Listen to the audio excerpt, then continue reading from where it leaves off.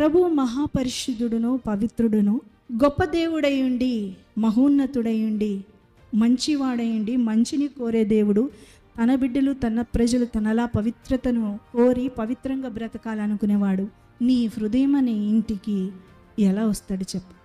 ఇలాంటి గోతులు తవ్వి ఇతరులను అమాయకులను నీతిపరులను సత్యవర్తులను ఆ గోతిలో పడేయాలని కొండాలు చెబుతూ వాళ్ళని సింహాల నోట్ల పాలు చేసి సింహాల గుహలో వేయించి వారి పేరు చెడిపేసి వారి అపనిందల పాలు చేసి నీకు నీ జీవితానికి ఆ అతుకుల గతుకు రహదారి పరలోకానికి ఎట్లా చేరుతుంది? అది అతుకుల గతుకు దారి కాదే.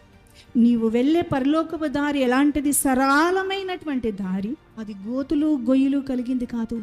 నా ప్రియమైన దేవుని బిడ్డలారా, సిద్ధపడదాం. అపనిందలు తొలగించుకొని ఎవరి మీద నింద వేయక ఉన్న వాటితో తృప్తి చెంది ఇంటి వారిని పొరుగు వారిని సహోదరులైన వారిని నిందల పాలు చేయక కలిగి ఉన్న వాటితో బిడ్డలని ఇంటి వారిని సంతోషపరిచి ఆ దేవుని రాజ్యాన్ని స్వతంత్రించుకునే దివ్యమైనటువంటి జీవితాన్ని కలిగి ఉందాం.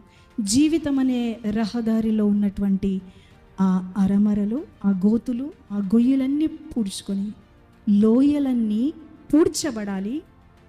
గొప్ప గొప్పగా మాట్లాడే ఆ ఎత్తులాంటి కొండలన్నీ చదును చేయబడాలి.